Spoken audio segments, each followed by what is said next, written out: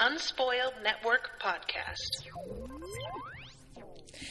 This is Spoil Me, covering the Elder Empire series, Shadow, Book 3 of Killers and Kings, chapters 20, 21, and 22. In these chapters, I think Osriel just showed up. Is that right? What's he doing? When is this? Welcome to Spoil Me.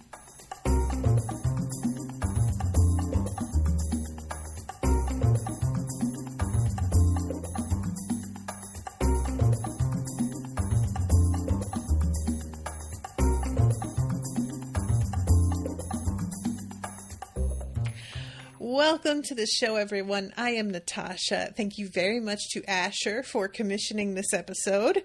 Asher is here in the chat. I've been deep in the Locked Tombs series and totally forgot to reread for this. Oh no. And this is a good one too. Y'all, you know that I had to start off by mentioning that.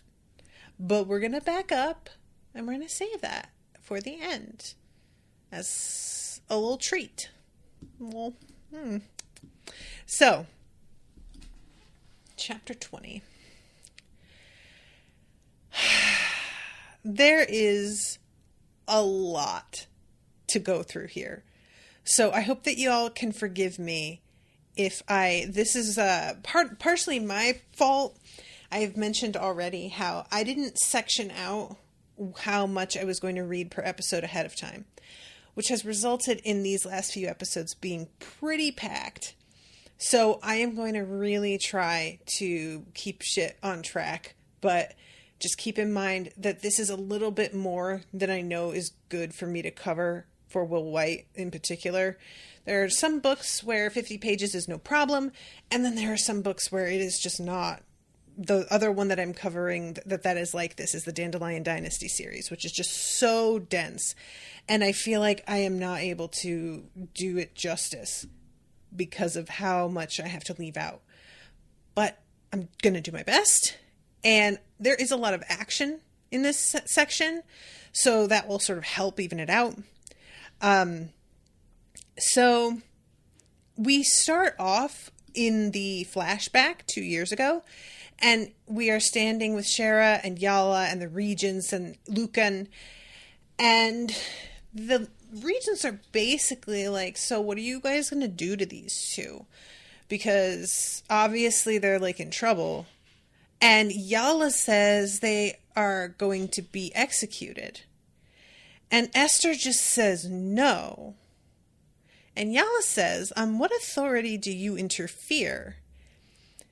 If you're not the Empress, you have to rule if you want to rule. And if you don't, we'll make our own decisions. Don't like it? Kill us. Tyrell and Carrion both took steps away from Yala. Which, I do understand Yala's feeling on this a little bit. I don't agree with, like, the way she's handling it. But basically, Yala has been feeling like, I haven't got the support I need. The Emperor is dead and shit is in chaos and nobody is like taking the reins. So I have to do it, but I don't want to do it. I never really wanted this job. So now we've got these regents that show up and they want to throw their weight around, but they don't want to actually take the responsibility of like being in charge in a way that matters.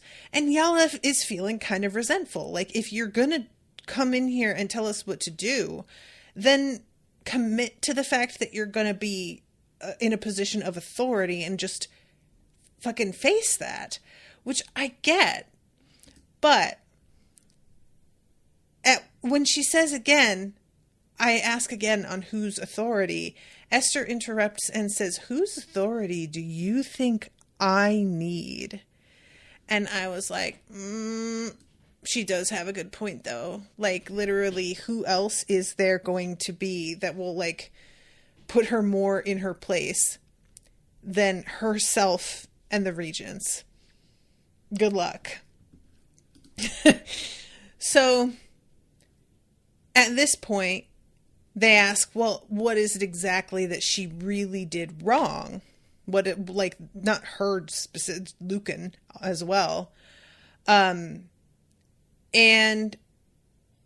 she says that they were trespassing, they were, she lists off a bunch of things, because I think it's Joran specifically who asks, what did they do wrong? And divulging guild secrets. His research began years ago. It's still within the power of the High Council to execute consultants who intentionally seek out guild secrets and reveal them even to other consultants. And Joran is like, that only applies to him. And unless the law has slipped and slid for more than a mile since my last fresh air trip, then the minimum punishment is a lifetime of shallow imprisonment. And eventually, Carrion says, I would be delighted to accept a minimal punishment. I wouldn't dream of executing such a talented gardener, Tyrell said. Wouldn't dream of it. Shara suspected he would start eating his shoes right there if Esther asked him to. Fine. Esther locked eyes with Yala. You get to hide behind guild law once. If I find that you have gone outside the law, even an inch, then it will no longer protect you. Do you understand?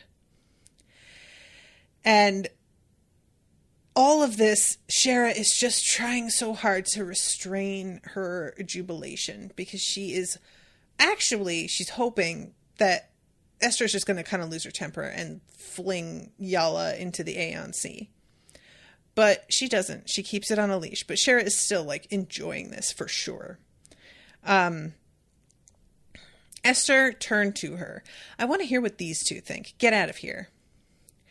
Yala started to protest, but Carrion and Tyrell physically dragged her off, which left Shara and Lucan in the company of the 4 regents. And Shara's like, yes, she was definitely going to kill us, so thank you for that. And then we have poor Laura Lee is like in tears, and Shara's sort of wondering to herself, was she actually the Emperor's daughter, or is that sort of a figure of speech? And she's hoping that Laura Lee hasn't read her weapons, because obviously the history of them is going to be pretty obvious. I'm wondering how much Laura Lee knows by now, though, because she isn't the type... Shara doesn't know that yet. But she isn't the type to, like, blame Shara in the way certain people would. So I know that even if she has read Shara's weapons and is aware of what they did, she's not going to become an enemy because of that. But Shara doesn't know that, you know? And they're talking about him going to jail. And I really do enjoy that they ask Shara, like, how they're going to handle this. She tried to subtly slip further away from the region as she answered, I'm going to break him out before the end of the day, so I'm fine. Alligaeus looked irritated by that for some reason, but Esther and Joran both chuckled. And I feel like Alligaeus, it has to be irritation, because he likes it when people know their place. Alligaeus is very into, like, hierarchy, and the fact that she's being this casual and defiant, I think he would not approve of that. So I think that makes sense. And then Lucan cuts in and is like, Shara, look, I knew the risk I was taking when I did this. I'm going to have to be in prison for at least a couple of years. It's just... And Shara is like, what the fuck, dude? And the chapter ends when dawn broke and the regents left. She and Lucan were still arguing. So then we go to chapter 21. And it starts with 2 quotes this time. The first one is Official Magister response on the subject of soul binding success rate. And they say, we are very careful when we select subjects to become soulbound, and we never make the attempt unless we have imperial permission and can reasonably guarantee the subject's safety. And then the quote from the consultant estimate of actual soul binding success rate, 37%. And we get into some shit here. So Shara regains consciousness because the building is moving because of an explosion. And when she wakes, her soulbound vessels are both yanking on her in different directions, trying to get her to do different things. And a shepherd rolls up and says, Regent Joran leveled a building 3 streets north. Why? I couldn't speculate. That was a standard shepherd response, indicating she hadn't had the chance to run her information by the architects or masons for analysis yet. When Shara finished dressing and headed for the door, the other consultant followed her out and then vanished. That was considered good manners for the shepherds. So she has to go and find Joran here. And throughout all of this, again, her weapons are pulling on her. So also, Carrion is here. And Shara is looking around trying to figure out where they stand and says, rough day? And this is when Joran says, Jyrene Martin has gone the way of yesterday's wind. And Shara is like, are you fucking kidding me? That I only let her live because they said she needed to be interrogated. I would have just killed her. And she's fucking gone. Are you kidding me? She's so irritated. And he says she slipped out from my hands. Like, he takes responsibility for it, at least. I need the transcript of the scheduled interrogation 3 days before yesterday. So she says to Carrie, and Jyrene Tessela Martin is ripe for harvest. Which I always enjoy when they bring back the sort of gardener euphemisms. I wish they did it more, to be honest. It might feel a little goofy if they did it too much, because sometimes authors can get a little bit in love with their little tricks. So I wouldn't be like mad at it, but I would enjoy it a little more because I think the whole gardener thing is really fun. So she asks, did she walk out of here? To which he says, do cats bark? And it's just a weird thing to hear, does blank blank, when the answer is no? Usually, it's sort of meant to be like, dodoy, yes. It'll be, is the Pope Catholic? Do bears shit in the woods? Like, it's always something that's meant to be, the answer is obviously yes. So when it's a no, it caught me a little, I had to like take a minute and be like, wait, what? I had to reverse it. And he's like, Kellerak did this. He definitely got her a void transfer out of here. If not, I'll eat my hat, is what he says. It cost him to do it. If I had sensed him, but he doesn't dump out his purse for every liquored up farmer who puts on a cultist mask. She's key to something. Now we're all on the block awaiting the headsman. And when Shara is like, so what does that mean? He says, I think we are going to have to actually fight Kellerak. I think he's coming here. The void was opened here. This is the crack in the door. And it didn't even occur to me that we're just going to fight. How do you fight an elder? The thing is, I still can't get a handle on whether the Kellerak that we know is actually Kellerak or if it's one of his envoys. Because in the flashback that we saw to thousands of years earlier, it seemed like she was interpreting that man as one of his envoys. And I couldn't tell at the time if she was just wrong about that and it was actually Kellerak, but she wasn't prepared for him to look as ordinary in a lot of ways as he does, or if we've been fooled in the present thinking that was actually Kellerak and it's really just some guy that he is employed for the purpose. I mean, the idea that the guy would be alive this long is the only thing that makes me think it's actually Kellerak. But as we know from the regents and the emperor, people with a connection to the elders can live forever, basically. So either could be true, and I'm still not really sure what that would even look like. So Shara goes and talks with Carrion here, and it's just like, how many people do we have who can even fight an elder? Like, how likely is it we can do anything? And Carrion is like, we have maybe 5, perhaps. And Shara has an interesting moment here that I really rather enjoyed, where she's starting to get like into the mindset of somebody organizing this like resistance. I don't know if that's really the right word, this opposing force. And then she catches herself and is kind of like, this isn't my job. The whole point of me resigning the way that I did is because I don't want to do this, man. This isn't what I have no interest. But Bastion's veil is telling her to protect the guild. And Cyphrin is agreeing with Bastion because essentially if they do what Bastion says, at least Cyphrin will see some action, which is pretty much all Cyphrin ever seems to fucking want. So she asks Carrion, have you told anybody about my retirement? And Carrion is really like, no, I haven't. In this very deadpan way that makes Shara suspicious. And I'm like, yeah, I feel like she kind of knew that maybe you were going to take it back. So she just delayed a little bit. And I feel like Shara suspects that as well. So then we go to Shara meeting with pretty much all of the consultants. And she's telling them there's a great elder coming for us. We don't have anybody who can fight, and we need them. So I have the only pair of awakened shears.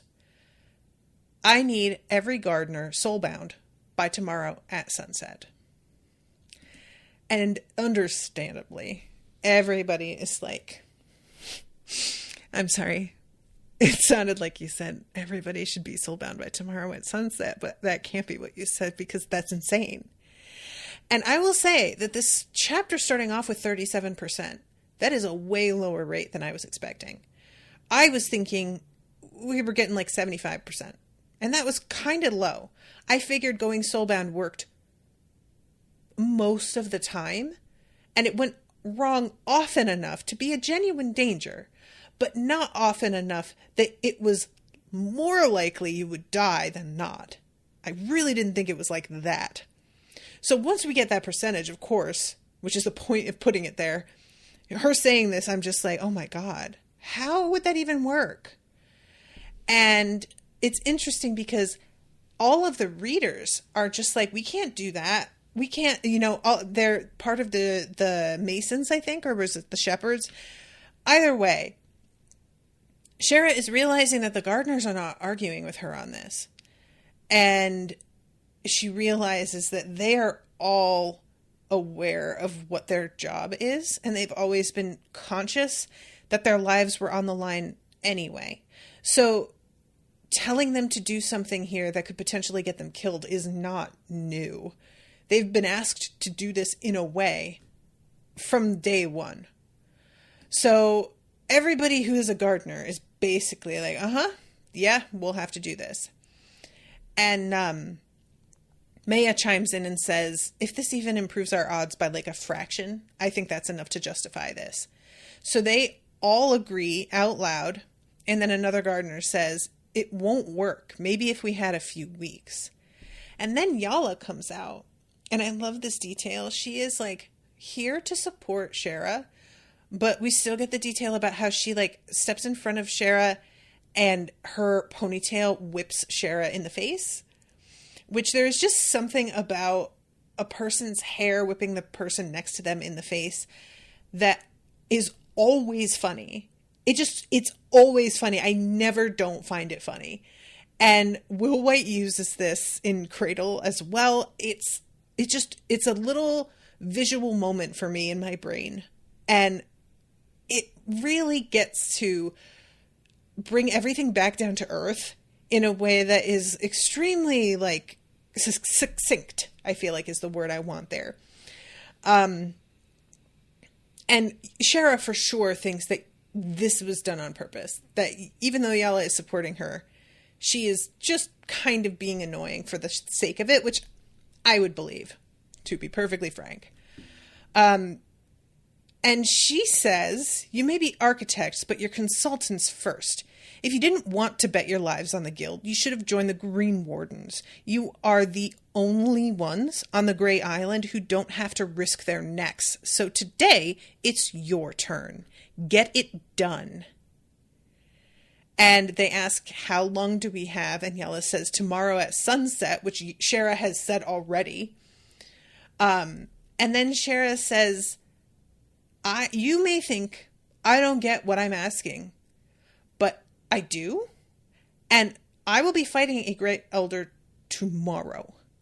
So basically, you guys are going to be risking it becoming soulbound, but I am also risking it going up against this fucking unknowable creature. So we're all in a fucking shitty position, essentially. And it says the next day was chaos. Every soldier and guild member in the capital was assigned to the evacuation, and Shara faced a stream of problems on behalf of the consultants, not least of which was their lines of communication. They had managed to contact several of the Great Elder tombs or adjacent facilities, but the news was bleak. Every time the consultants received another message, it was only to learn they were too late. The messages came in from awakened chalkboards, from soulbound with powers of communication, from exhausted messengers arriving on chimera worked nearly to death. The more they learned, the worse the news became. And now it was impossible to know the status of any of the Great Elders. Cathanikar could be devouring towns in Delia, and no one would be the wiser. They were blind. And Yala has a moment here with Shara. And again, it's like, I should have seen this. Yala is supporting Shara in front of all of the other consultants, and I'm thinking that she is in agreement about fighting Kellerak.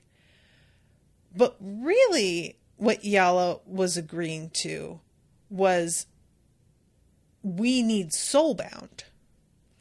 And we should be getting the fuck out, because the Great Elders will head here, and we could face them all.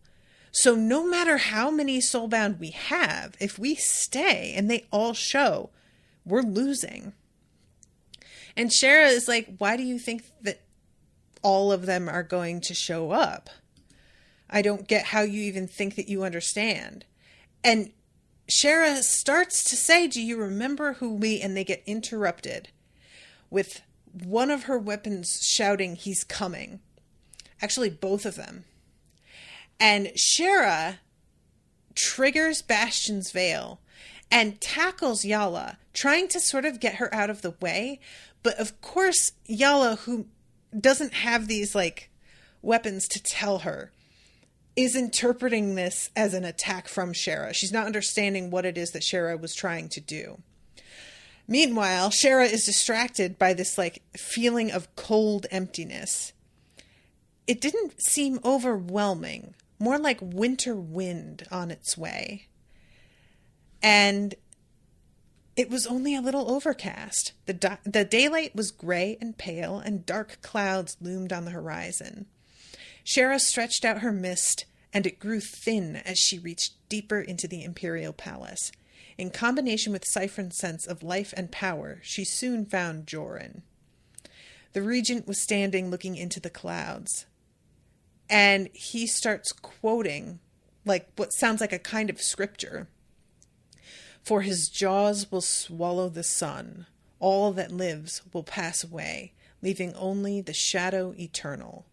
Once upon a turning of the sands, we worked with the sleepless to stop that prophecy from coming to pass. This is not Kellerak. We were wrong. This is worse. And it turns out it's Urgnaut.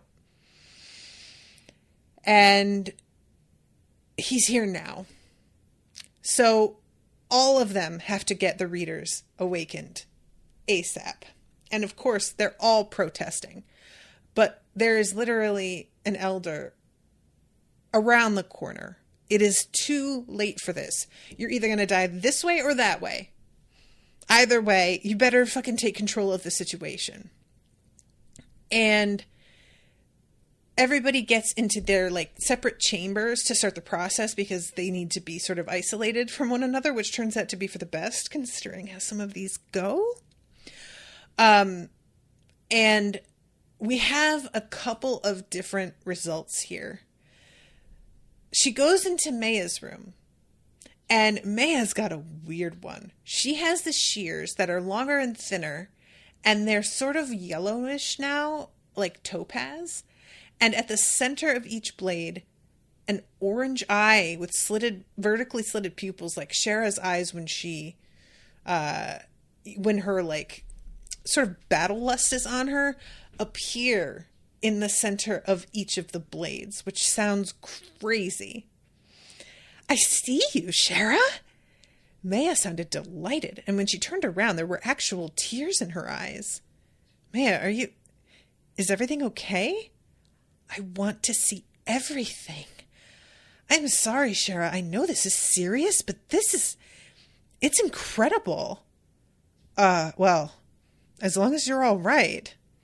And Shara just can't tell, like, is she really reacting, or is this like the vessel's doing something to her? She can't tell.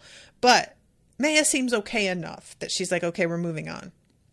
So she goes to Benji. Benji hovered in midair, his shears now purple and hooked like sickles. Purple light fluttered around him in the form of a cloud of butterflies. How do you feel, Benji? The chimera that left the deepest impression on these blades was a flutterlight. Can I try again? The reader looked to him in horror. You look fine to me. Report to the architects. And I don't know if he thinks that like a flutterlight isn't cool enough, but that sounds dope as fuck to me. So I don't know, Benji, like, get over yourself. It's fine. And so she's feeling pretty good. She's got 2 people that it's successful. And then the third room, it's filled with blood. We don't actually get to find out what happened. Just blood. No chunks of meat, bone, or organs. The inside of all 4 walls and the ceilings were spattered as though someone had exploded, but there were no shreds of burst clothing. None of the details Shara would expect from a scene of true gore. She would have almost thought the room had been covered in dark red paint, if not for the smell. Coppery, not as foul as carnage usually was. At the center of the room, a pair of sharp and twisted bones glowed a dull red. From Siphon's surge of hunger, Shara supposed those had once been gardener's shears. Yikes. I have to assume those are never being touched by anybody ever again.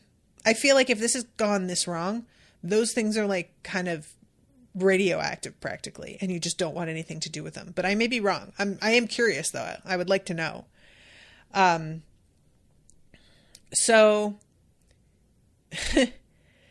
I like this moment too. She realizes that the person who it was isn't somebody that she knew well or cared about, and she's like relieved. And then, though she did understand enough not to voice that thought out loud, and I was like, yeah, good call. And let's see. Then we see Maya and Yala embracing in delight. And just the fact that Yala is happy is making Shara deeply uncomfortable. Shara is also just confused because Maya never seems to be enough for her mother. Yala never appears to be satisfied with her, and the whole thing is her being withholding. So this show of emotion and like joy between the 2 of them feels weird. And I am assuming that becoming soulbound is supposed to be like she's really achieved something here. Or maybe it's just supposed to be that Yala thought she was dead. But Yala's got to know how often Maya has almost wound up dead, and she never had this reaction to her showing back up before. At least that we know of. I suppose it could have happened off page, and it's just the first time Shara's seeing it. And then we have her thinking about Carrion and her being concerned because Carrion's a little older. And then Ayana, if Shara knew her at all, Ayana was looking forward to standing on equal footing with the head of the guard, General Teach. She would be fine. So she goes to Ayana's door, and this dude comes stumbling out one of his eyes is missing. 3 of the fingers on his hand are missing. And something jumps for him. And it turns out things did not work out for Ayanna. This sucks. I felt so bad about this, you guys. Bands of softly glowing pink metal encircled both her wrists, short spikes sticking out like rose thorns, manacles that had once been her shears. Ayanna had lost to her vessel. And Shara has to let Siphon loose on her. She pulls it and then she doesn't. I hated this so much. The wild gardener's eyes fluttered. Her limbs sagged and she stumbled in place. The light hovered in the air like a fuzzy green haze, and Siphon hungered for it so strongly that Shara's left hand drifted for it. But Shara didn't want it. She forced her arm down. I am very glad, because I don't know what would have happened if she had actually reached out for it. I feel like it would have been mucho, mucho mal. But I hate this so much for Ayanna. I have grown more attached to her than I realized, I think. And this happening and being so sudden, and them not being there for it as well, just getting to see her after it's gone wrong, is somehow worse. I hated this. So she has to call Maya over, and she holds Ayanna down. Maya had to snap Ayanna's fingers to get the awakened manacles off, bones crunching like ice. Ayanna's scream shook the hallway. Shara stood stone-faced, not even willing to blink. She committed the scream to memory. This was her fault. It was a simple fact. She would take responsibility for that. 8 successes, 2 failures, 4 left. Another gardener succeeded, not carrion, and developed the power to liquefy stone. One more failure, but this one wasn't so harmful as the last had been. The shears awakened, but he didn't become a soulbound. That had been the expected result. For it to have happened only once out of 12 attempts thus far was extraordinary. Finally, it came down to carrion. And there's a moment here where she's wondering if Maya blames her. And she's like, she should. Shara's thoughts cut off as the wind whispered in a voice that everyone could hear. Joran, such torment you still suffer. I will free you. Urgnaut had arrived. So then we go to chapter 22. So he blinks the sky out. The sun, specifically, I should really specify there. And we get in the 22 opening, the quote is, "The elders all believe they are doing the right thing, even Urgnaut. He just wants to save you from pain." Dying message from a former head of the Black Watch. Which is interesting, because, like, Urgnaut kills people in a way that they aren't, like, around after. The only one that we have seen sort of survive at all is Darius. So I'm wondering how this person died and why they, like, took this view of things. What did they see before they died, or, like, incurring their injury? And Shara tells all the gardeners, it's a crash course, follow me to Jordan and learn as you go. And they head over to Joran as backup. I really enjoy finding out that some of them don't travel the same way anymore. Like, most of them walk behind her on the rooftops. Benji floated along in a cloud of purple light butterflies. He did not look happy about it. Benji, you're flying. Shut the fuck up. Just get over it. Just truly. Purple butterflies they're going to make your enemies, like, underestimate you if they think that it's feminine. This is only going to work for you. Just don't be a dink. They couldn't get close to Joran because of the intent in his blade. Shara pushed against the nausea to get closer and call up to him. And Joran tells them all to scatter. Pair off, and Maya comes up to Shara, and Shara's like, nah, we're the strongest ones. We can't be together. And Maya says, 1, we don't have time to argue. 2, they aren't going to keep you from doing something fucking dumb. So yeah, I'm with you. And Shara just decides not to argue, and I was like, that's a good call. Because I think Maya's kind of right here, and Shara's a little bit aware of that. She thinks it's somewhat unfair, but not entirely unfair, which I think is telling. And then Maya is asking, are you sure this is where we should be? And Shara is like, I have to assume this is where Urgnat will strike. I don't know of anybody that he would want more than Joran. And all of a sudden she remembers Darius Albright, and she's like, oh no. Okay. Nope. There is someplace else that we've got to be. We have to lock Darius down. So this, when she said this, I was like, oh, it didn't occur to me that he's just going to like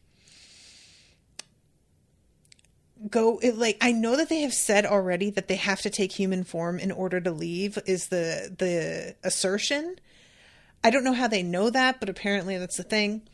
But the idea that they are going to like not choose regents, it makes sense that they wouldn't, but I was also just so prepared to assume the same thing.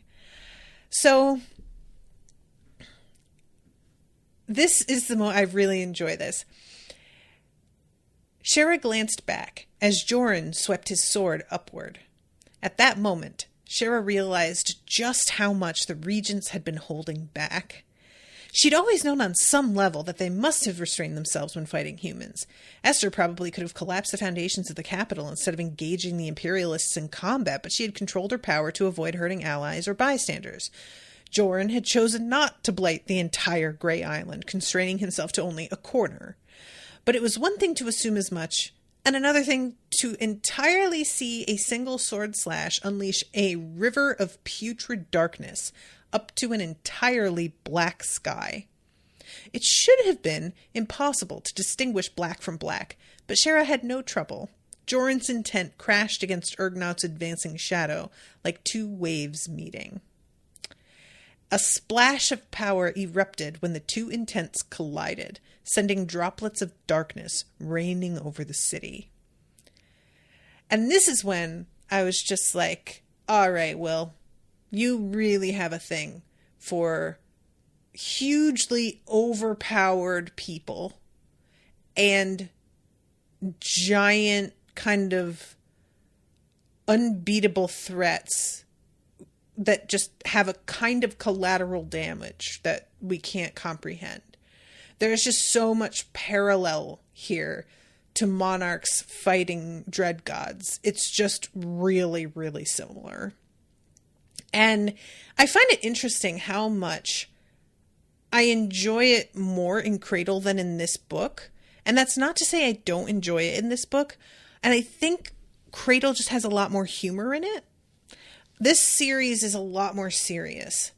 And I think the stakes are so high already that Cradle hits because we have the brightness of funny characters sort of backing things up and brightening it a little bit here and there and just cutting the density of it all, you know? Like, you've got a really heavy flourless chocolate cake and you drizzle a little bit of like a tart raspberry sauce over the top of it, because without, it's a bit too much. And this series, it's like a dense flourless chocolate cake, and we get like a drizzle of chocolate sauce on top of it. It's a lot with a lot. And the thing that's sort of sustaining me in this is the sense of mystery, because there's clearly still something else that's going on that I feel like we are not quite getting yet. As much as them trying to escape this world, taking on human form, that's all like a big revelation for sure. But there's still something, you know? So anyway, I just wanted to mention that because like the energy between this and the chapter of Cradle that I just covered last week on Friday, and the way that people are just dying as a side effect of being too close, it's really, really similar. So then we have this moment that really felt like Full Metal Alchemist Brotherhood. An eye, a round shape colored like an overcast sky, opened in the center of what she would call its head. It towered over the nearby buildings. With half-formed hands, the elder of Urgnaut reached for her. And then we go to Darius. And he is fighting against Urgnaut. He can hear him in his head. He is trying very hard to resist, is breaking out in a sweat. And Maya and Shara are trying to fight their way over to him. And we have Siphon hungered, longing to taste a being of such power. Shara gave in. The second green blade pierced the gray barrier around the living shadow. A surge of vibrant energy surged up through Shara's vessel and trampled her like a herd of horses. Siphon sang in ecstasy, drinking deep, and Shara felt the satisfaction in her bones. This was what she needed. She channeled it into Bastion's veil. This time, the veil exploded over almost the entire Imperial Palace. She could feel her consultants spreading out, Blackwatch and Luminians fighting side by side. She glimpsed Imperial guards fighting smaller shadows that flitted between their feet. Why was that so hard to say? So Shara calls out to Darius Albright. She can see him. She can feel him.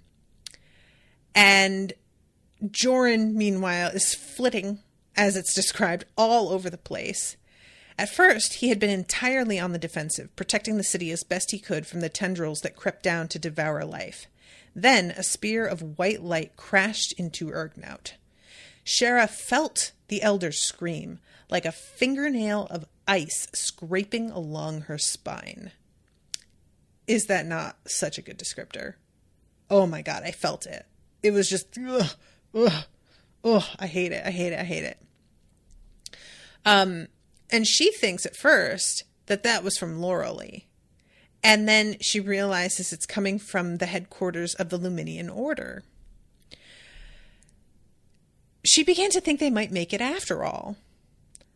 And then she is using Bastion's veil to see Darius.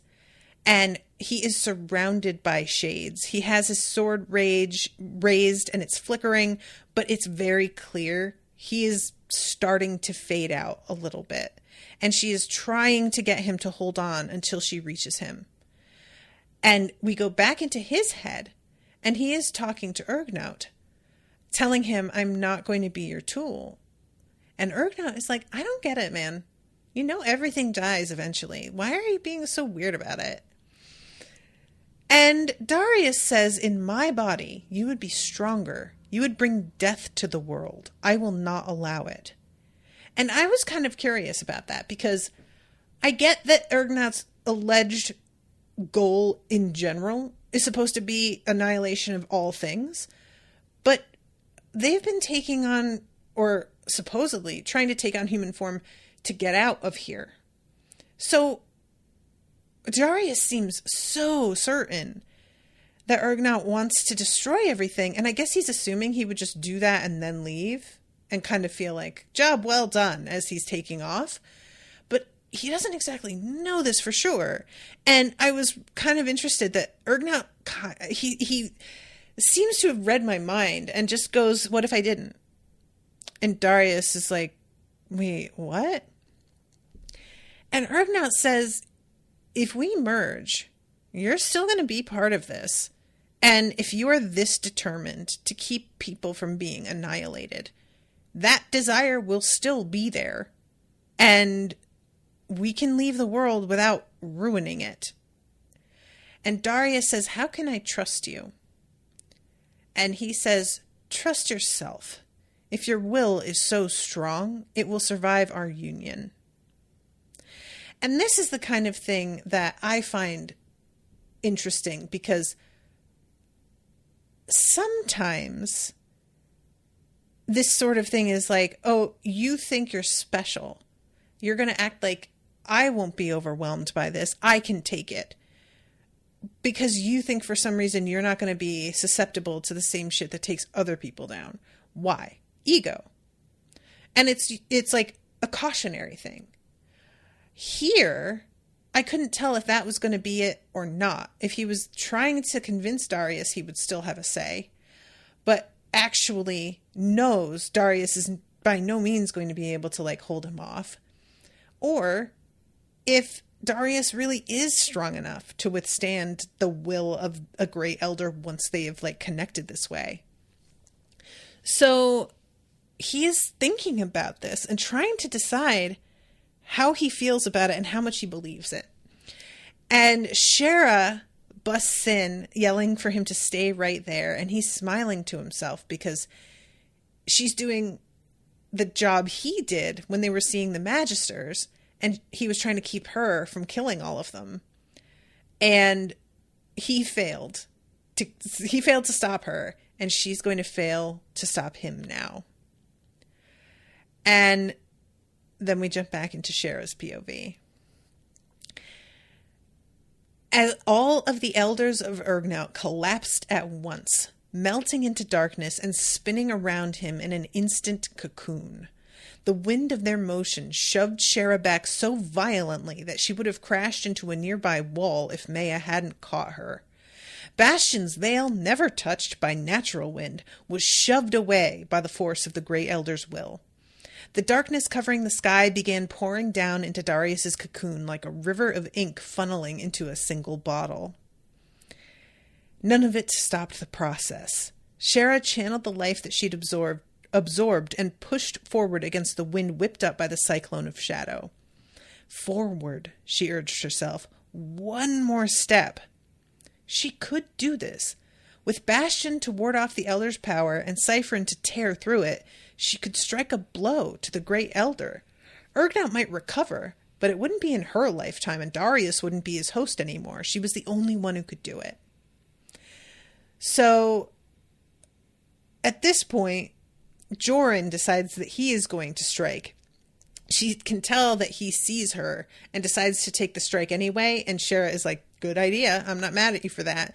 So she decides to strike at the same time. The shear broke down the power of the Grey Elder, absorbing a portion and turning the rest against itself. On the other side, Joran's blow hit like a cannonball. The cocoon around Darius vanished. So did Joran's attack. So did the wind, pushing Shara back.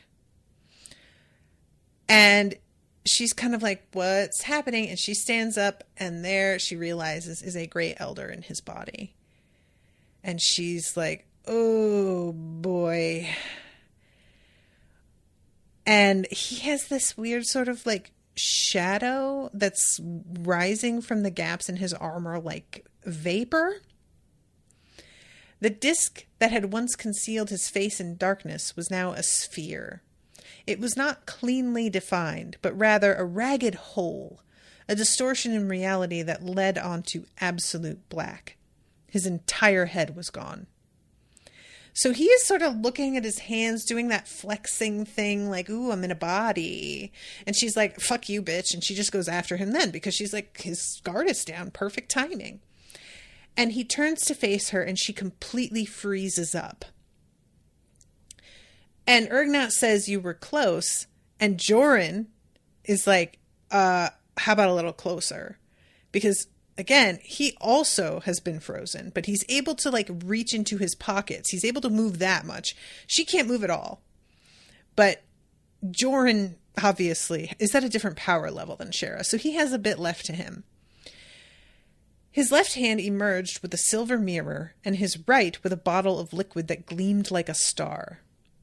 Urgnaut shifted to face him, and gestured as though brushing away cobwebs. The paving stones between him and Joran were erased in a blink. The wave of non-existence was about to devour Joran, but instead his mirror flashed. It blackened and crumbled to pieces, but Joran was unharmed. A second later, the liquid in his bottle erupted into an explosion of golden light.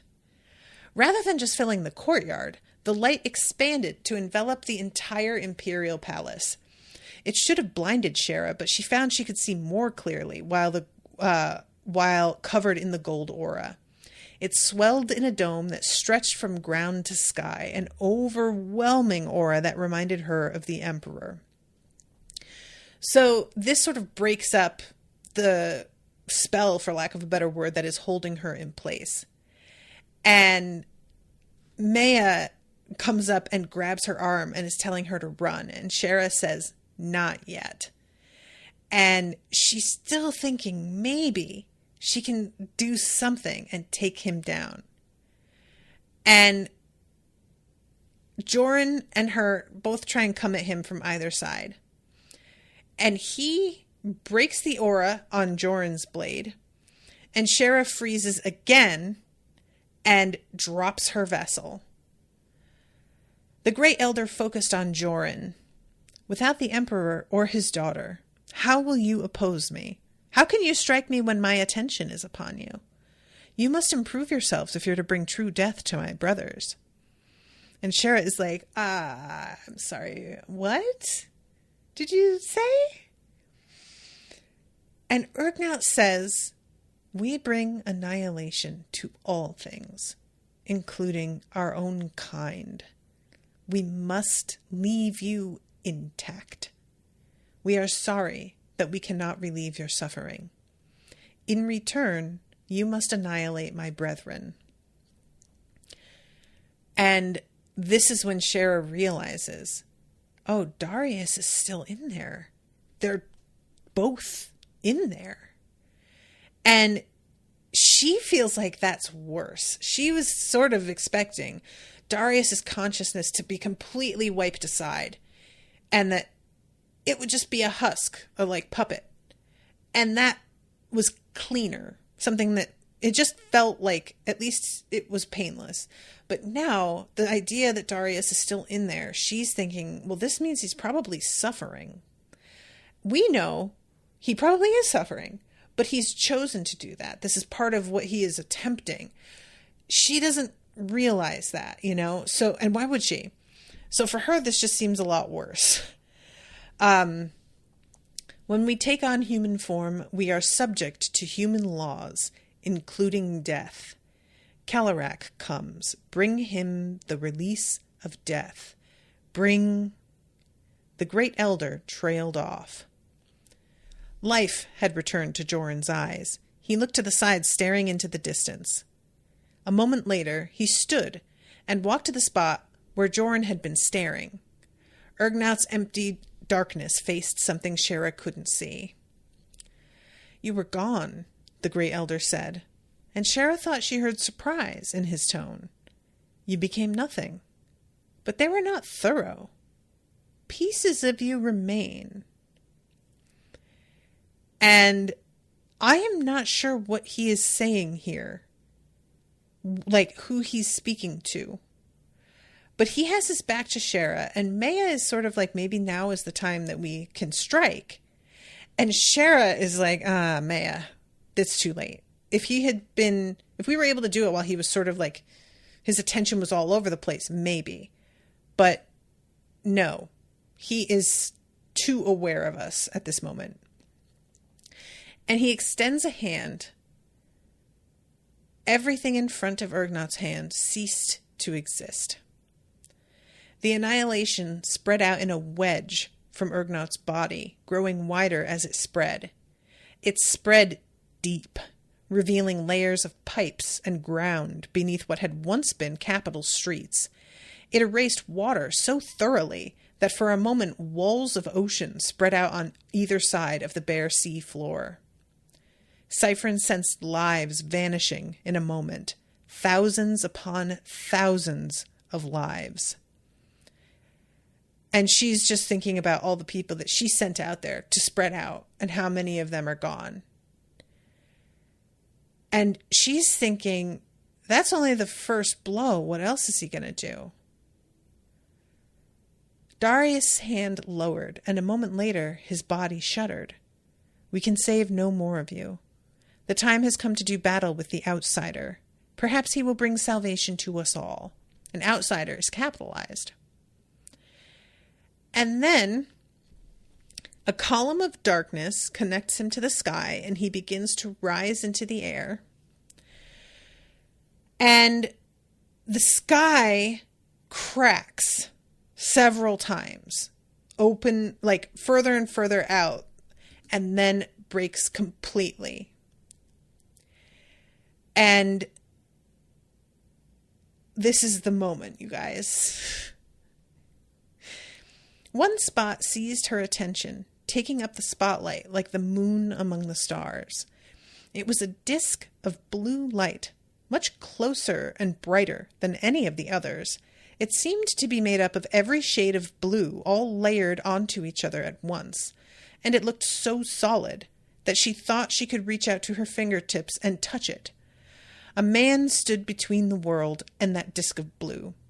He should have been hundreds, maybe thousands of miles away, but she could make him out clearly. It was as though distance had less meaning now, like physical rules had begun to break down.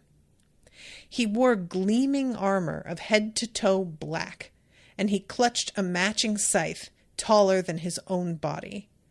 Long white hair streamed from his head, but he seemed young, or rather ageless, like a statue. His face was handsome, but cold, distant, a king about to pass judgment. And Ergnok goes up there to fight him, which I have to assume isn't going to go well. I am really curious about this because this series was written before Cradle, right? Was he writing this alongside Cradle at one point? I feel like I remember that he was in the midst of both. I may be off about that. But there was a time earlier on where I can't remember if it was Lucan when he touched, or like didn't even quite touch, he like brushed up against the Aptasia. And he sees the Void and Guardians in white. And I thought they were the Luminian Order. And somebody tweeted at me, and I'm so sorry because I saw this tweet and I meant to reply, and then I forgot, and then it was days and I could not find the reply again. Somebody tweeted at me and was like, surprising that you heard about Guardians in white in outer space and thought of the Luminian Order. And I was like, oh, right, because I completely forgot that the uniform for the Abaddon was white armor. Just completely forgot all about that. I think I thought it was only what Suriel wore. So I was like, oh, yeah, I guess that makes sense because somebody had said at the beginning of me starting the series that Will had established this universe takes place in the same universe as the Cradle books do. And this is just a different iteration. So I knew that the Abaddon were like a factor, but I didn't think of them in that moment because the Luminian Order had just been introduced. So I thought that we were kind of getting a taste of what more they do. And Asher says, oh, fucking guy, why do people tweet things you haven't realized? I was going to say nothing. To be fair, Asher, like I said, the thing with the Abaddon had already been established at the beginning. But you're right. The fact that I didn't make that connection and somebody is like kind of taking my hand and trying to lead me to that connection, that is sort of anti what Unspoiled is about. So just, I always caution everybody, don't be leading. Try to let it happen. I know it's hard. I know that you want to be like, well, doesn't that seem interesting that such and such? I get it as the person who's usually the spoiled one. do be careful, because once you start that, the dominoes that can fall into place can ruin the whole surprise. It didn't here. I just figured it was a reference to the fact that there were Abaddon, because again, I know that the Abaddon are part of this iteration as well. And I think there's a description in Cradle from maybe Suriel's perspective, or somebody, one of the Abaddon is talking about a planet where like unknowable horrors live. And a person in the chat was like, that's supposed to be the world Elder Empire is set in. And I was like, oh shit. Okay. So I knew the connection was there. However, I wasn't expecting to see a character that we know so well. If anything, I would expect to see Suriel, because she's the one that we see tending to deal with like things that begin to go so far left, and she'll show up and undo them. But Osriel is so much bigger a deal to me. No offense, Suriel. Like, we know her somewhat. But Osriel, we've just spent so much more time with. So I just never entered my head that it would be him. Asher, I'm so mad. I deliberately did not comment when you said the thing about the Lumini and some people. I'm sorry, Asher, especially since Asher is the one who commissioned this. I could see that. But again, Asher, it didn't spoil this moment for me. It didn't. So just know that.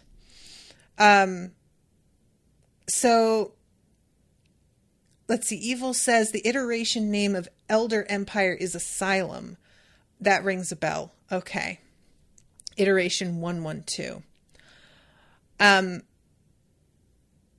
So let's see. Where are we? I just wanted to take a moment here to mention that. Beat me like a kettle drum, the regent said hoarsely. He was right after all. The emperor always said there were outsiders peeking in our windows, but I was never... Well, I'm sure now. Straight as a good road. Can he defeat Urgnau? Shara asked. The great elders truly slip their leash when they escape this world. They're stronger than any of us can picture or imagine.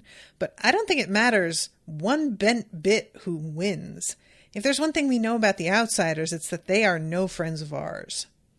And I was like, really? Why not? Everybody seems very antagonistic for the Abaddon.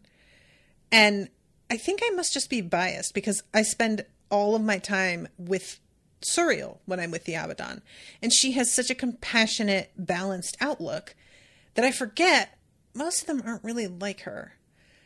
But why does he think they're no friends of theirs? Like, what is that about? So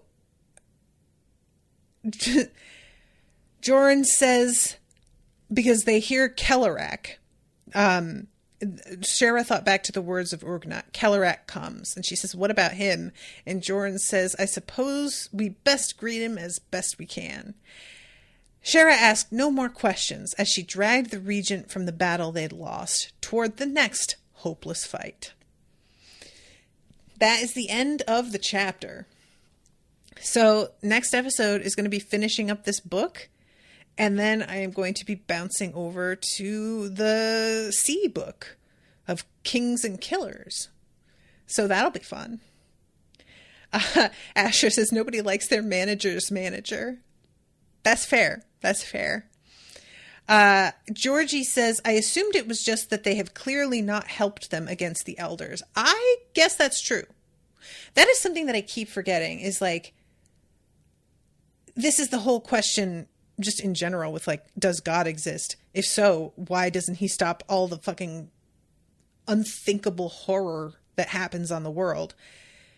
I mean, a lot of people are pretty mad at just like the concept of God, and we don't know that they're out there peeking through our windows. So if you know they're out there and just letting this shit happen, yeah, I'd be pretty pissed. That's fair. Good point. All right, I better wrap, but thank you guys again so much for hanging out with me. Thank you very much to Asher for commissioning this. Sorry that I sort of blew that guy's spot up, but he knows better now. Next time, that won't happen, hopefully. And I hope that you guys are all enjoying the coverage. Meet me in like 20 minutes for Cradle. Until next time, toodaloo, motherfuckers.